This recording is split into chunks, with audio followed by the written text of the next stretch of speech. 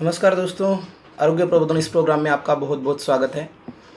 और चलिए आज एक नया विषय लेके आए हैं कि वैक्सीन जो अभी मीडिया में जो खबरें चल रही है 15 अगस्त तक वैक्सीन आने वाली है। शायद झायडस और भारत बायोटेक कंपनी का वैक्सीन आने वाला है। सही में आने वाली है क्या नहीं है, उसमें क्या क्या आने के लिए क्या क्या कितना समय लग सकता है, क्या क्या दिक्कतें आ सकती है और वैक्सीन एक्चुअल में बनाई कैसे जाती है, उसके कौन कौन से टप्पे होते हैं, उस पे इस विषय पे हम आज चर्चा करने वाले हैं।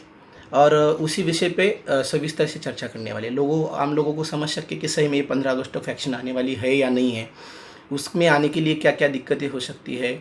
और ये गवर्नमेंट ने जो अभी DCGI ने जो 2-3 कंपनियों को अप्रूवल दिया है, शायद झायडस और भारत बायोटेक कंपनी को ह्यूमन ट्रायल के लिए परमिशन दिया है। ह्यूमन ट्रायल के बाद शायद कितने दिन लग सकते हैं, उस पर भी हम थोड़ा सा सविस्तर होकर चर्चा करने वाले हैं।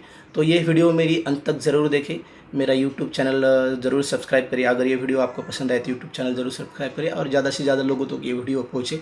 और ये जो मैं इंफॉर्मेशन दे रहा हूँ ये भी लोगों तक इंफॉर्मेशन पहुँच सके।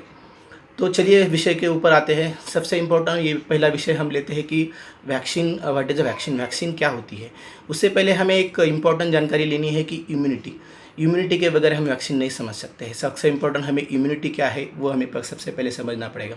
इम्यूनिटी मतलब हमारे शरीर में जब भी बैक्टीरिया, वायरस या फॉरेन बॉडीज़, कोई सी भी फॉरेन बॉडी हो, चाहे बैक्टीरिया हो, वायरस हो, पैरासाइट हो, फंगस हो, जब भी बॉडी में जाती है तो हमारी इम्यून सिस्टम लिम्फोसाइट को स्टिमुलेट कर देती है और लिम्फोसाइट बी सेल और टी सेल नाम के सेल्स तैयार करती है और उसके बाद एंटीबॉडी शरीर में तैयार हो जाती है। उसे हम नेचुरली इम्यूनिटी बोलते हैं। उसी प्रकार से वैक्सीन समझने में हम इस इम्यूनिटी की मदद ले सकते हैं। देखिए, इस इम्यूनिटी के बेस पे ही सारा वैक्सीन का खेल है। सिंपल सी बात है, जैसे बैक्टीरिया, वायरस शरीर के अंदर जाते हैं तो इम्यूनिटी हमारी डिफेंस मैकेनिज्म, हमें उसके खिलाफ हमारी इम्यून सिस्टम लड़ने लगती है और ये सारी सेल तैयार होती है और एंटीबॉडी तैयार होती है। ये तो नेचुरल मैकेनिज्म है। नेचुरल मैकेनिज्म होने की वजह से उसी के आधार पर यह वैक्सीन की डेवलपमेंट होती है। देखिए, वैक्सीन का भी यही रोल होता है कि वैक्सीन का मतलब क्या है। वैक्सीन मतलब एक ऐसा सब्सटेंस, ऐसी मेडिसिन, ऐसी दवाई जो शरीर के भीतर अंदर जाने के बाद बॉडी की इम्यून सिस्टम एक्टिवेट हो जाती है। चाहे वो वायरस हो, वायरस से बनाया हुआ मेडिसिन हो, या वायरस की टॉक्सिन से बनाया हुआ मेडिसिन हो, या लाइव बैक्टीरिया से बनाया हुआ वैक्सीन हो। वो जैसे शरीर में एंटर करता है तो हमारी इम्यून सिस्टम एक्टिवेट हो जाती है और इम्यून सिस्टम एक्टिवेट होने के बाद वो टी सेल और बी सेल, ये सारी सेल एक्टिवेट होने के बाद एंटीबॉडीज़ हमारी बॉडी में तैयार हो जाती है। और उसी तरह की इम्यूनिटी, मतलब जैसे बैक्टीरिया और वायरस, कौन से स्पेसिफिक बैक्टीरिया और स्पेसिफिक वायरस, समझो हम एक उदाहरण पे तौर लिया जाएंगे तो पोलियो का वैक्सीन है। समझ ले कि हम पोलियो का वैक्सीन, लाइव वैक्सीन हम उसको समझते हैं। नॉर्मली लाइव वायरस से वो तैयार किया हुआ वैक्सीन है। लेकिन जो वायरस होते हैं वो पूरी तरह से लाइव नहीं होते, क्योंकि उसका रिप्लिकेशन नहीं होता। ये चांसेस होते हैं कि अगर लाइव पूरा की पूरा वायरस शरीर के अंदर जाएगा तो वो इन्फेक्शन भी आदमी को दे सकता है। इसीलिए वो वायरस जो है उसको इनएक्टिवेट किया जाता है, या वो डेड रहता है, या उसका कुछ पार्ट रहता है, या उसका टॉक्सिन रहता है, या पॉलीसैकेराइड जैसा वो कुछ रिकम्बिनेंट वैक्सीन जैसा उस टाइप में उसको बनाते हैं और फिर वो शरीर में डालते हैं। और उसके बाद जो वैक्सीन बनती है तो उस एंटीबॉडी बॉडी फॉर्मेशन शरीर में होने के बाद वो कंटिन्यू हमारे एंटीबॉडी शरीर में रहते हैं। और जब भी उस टाइप का वायरस और इस टाइप का बैक्टीरिया हमारे शरीर में इंटर करता है तो हमारी इम्यून सिस्टम, हमारी इम्यूनिटी, एंटीबॉडीज़ उसके अगेंस्ट लड़ने के लिए खिलाफ तैयार रहते हैं, हमेशा तैयार रहते हैं। और उसी को हम इम्यूनिटी कहते हैं और इम्यूनिटी डेवलप वैक्सीन से हो जाती है। यही है, सिंपल सी बात है। वैक्सीन उसी तरह से बनाते हैं। देखिए, वैक्सीन बहुत सारे टाइप के वैक्सीन होती है। लाइव वैक्सीन होती है। लाइव वैक्सीन मतलब जैसे पोलियो की वैक्सीन हो गई, ये लाइव वैक्सीन लाइव वायरस के थ्रू बनाई जाती है। इनएक्टिवेटेड वैक्सीन होती है। टॉक्साइड वैक्सीन होती है जो बैक्टीरिया और वायरस के टॉक्सिन से बनाई जाती है। और आजकल तो ऐसी भी बहुत सारी टेक्नोलॉजी आगे जा चुकी है, तो वायरस के जैसा वायरस लैब में बनाते हैं। जैसे मतलब एक लाइव वायरस है, उसका सेम रिप्लिकेट वायरस लैब में बनाते हैं और वो शरीर में छोड़ते हैं। और मतलब स्यूडो वायरस जो इनएक्टिवेट है, दिखने के लिए फंक्शन लेम सेम ऐसे ही होते हैं, लेकिन वो इनएक्टिवेटेड रहता है, वैसे वायरस बॉडी में छोड़ने के बाद इम्यूनिटी अपने में डेवलप हो जाती है। तो यही वैक्सीन का काम होता है। देखिए, नॉर्मल तौर पे देखा जाए तो वैक्सीन का एक बहुत लंबा समय होता है वैक्सीन तैयार करने के लिए। कभी-कभी 1 साल से 5 साल का वक्त भी लग सकता है। किसी वैक्सीन को 15 साल 10 साल का भी टाइम लग सकता है। लेकिन नॉर्मल पे देखा जाए कि आजकल कोरोना वायरस के इस पूरे मायाजाल में बहुत प्रॉब्लम आ चुकी है, तो सारा देश इस वैक्सीन के पीछे लगा हुआ है। बहुत सारी कंपनियां उसके पीछे लगी हुई है कि वैक्सीन बनाना है।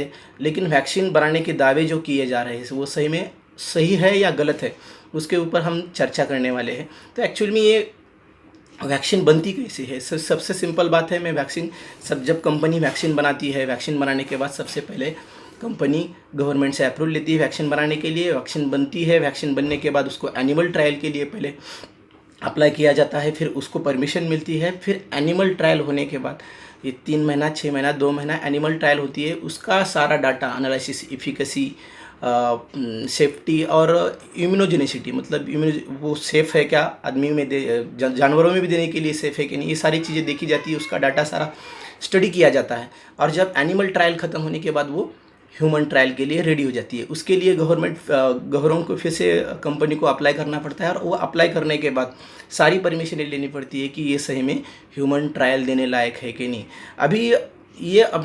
अभी जो वैक्सीन भारत बायोटेक और झाडस कंपनी का इनका दावा है कि हमारी वैक्सीन आ चुकी है और 15 अगस्त तक हम लॉन्च कर सकेंगे। वो कैसे कर सकेंगे वो उनको पता है, हमें तो कुछ उसके बारे में ज़्यादा नॉलेज नहीं, शायद साइंटिस्ट उसके बारे में ज़्यादा बोलेंगे। लेकिन जो नॉलेज है, जो अभी क्लिनिकल ट्रायल जैसे चलते हैं, उस हिसाब से तो उसको देखा जाए तो वो इम्पॉसिबल लग रहा है।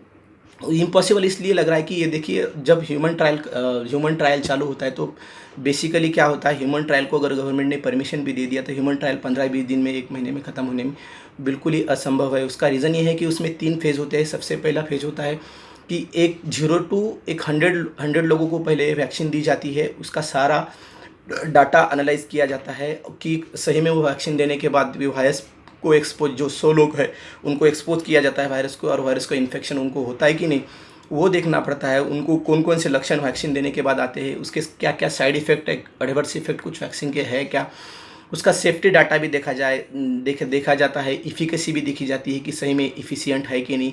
और इम्यूनोजेनिसिटी सबसे इंपॉर्टेंट होती है।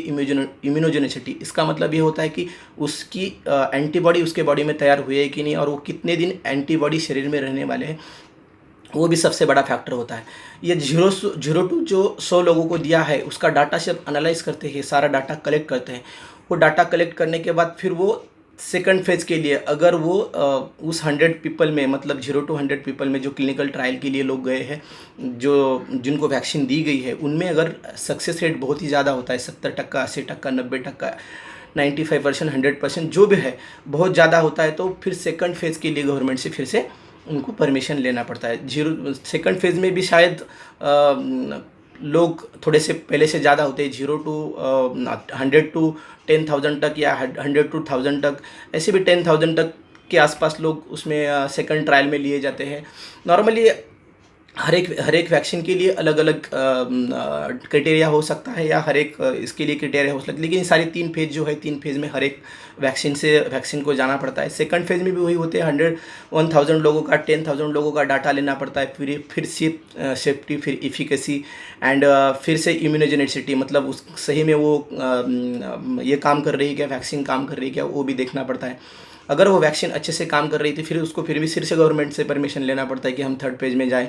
तो थर्ड फेज़ में जाने के लिए बहुत सारा डाटा अपने पास अवेलेबल होना चाहिए, उसकी इफ़िकेसी बहुत अच्छी होनी चाहिए, और ये सारा इसके लिए काफ़ी वक्त लगने की संभावना होती है।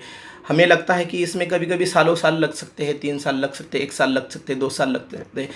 और फिर एक तीसरा फेज आता है जिसमें 10,000 से 1 लाख लोग, मतलब 1 लाख लोगों तक ये वैक्सीन, लाखों लोगों तक या 10 लाख लोगों तक ये वैक्सीन दी जाती है, और फिर से वही डाटा कलेक्शन का काम होता है।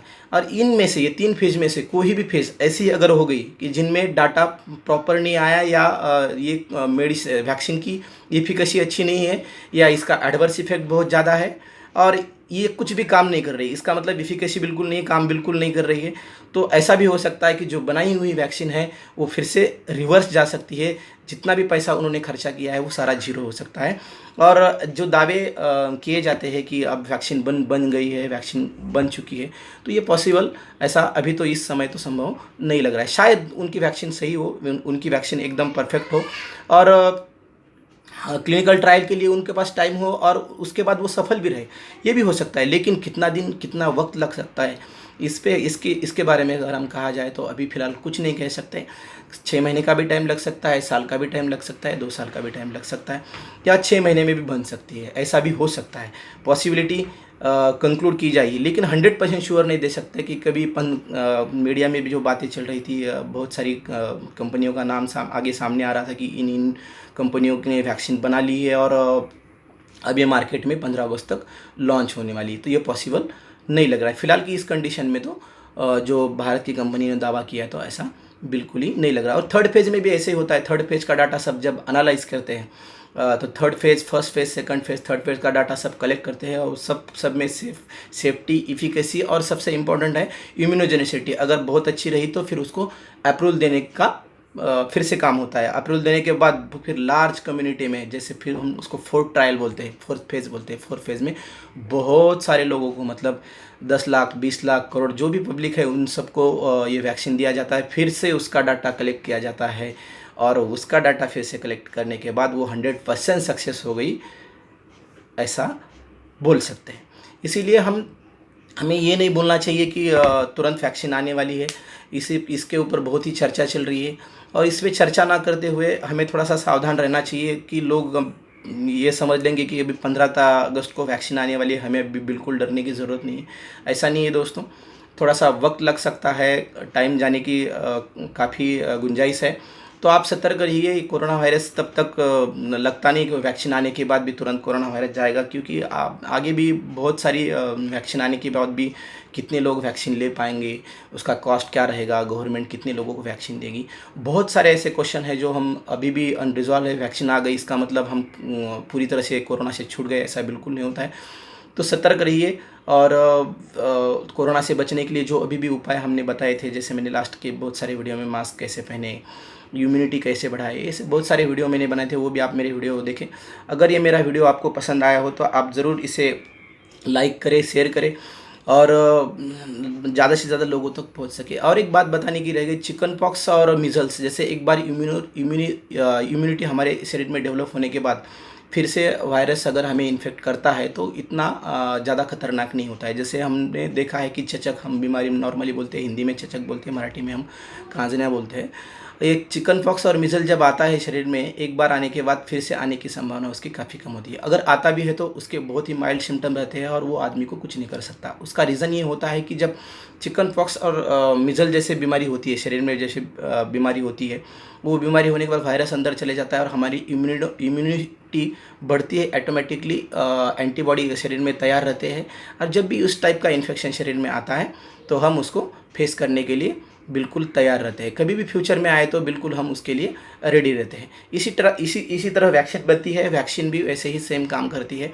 पहले एंटीबॉडी शरीर में तैयार करवाती है, इंट्रोड्यूस शरीर में, जैसे पोलियो वैक्सीन जैसे शरीर में जाता है तो वो ऑटोमेटिक इम्यूनोजेनिसिटी उस शरीर में तैयार हो जाती है, वैसे ही वैक्सीन का ही काम है।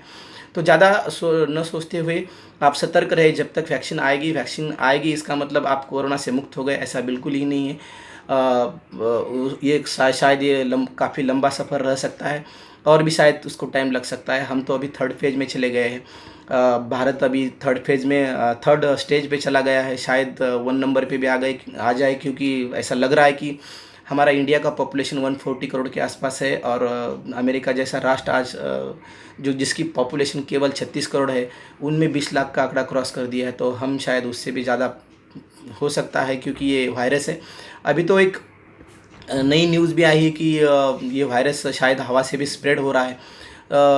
कल परसों मैंने कोई एक स्टडी पढ़ा था, उसमें बताया गया है कि जो वायरस है ड्रॉपलेट इन्फेक्शन में से हवा में जा सकते हैं और हवा से ये इन्फेक्शन फैलने की ज़्यादा संभावना है। अगर ऐसा होता है तो ये सारा लॉकडाउन का जो झंझट है शायद हमें क्लोज करना पड़ सकता है और फिर हमें नॉर्मल लाइफ जीनी पड़ सकती है, और इसीलिए हमें नेचुरल इम्यूनिटी बढ़ाने की कोशिश करनी चाहिए और हमेशा सतर्क रहना चाहिए और ये कोरोना से बचने के लिए ज़्यादा से ज़्यादा कोशिश करनी चाहिए।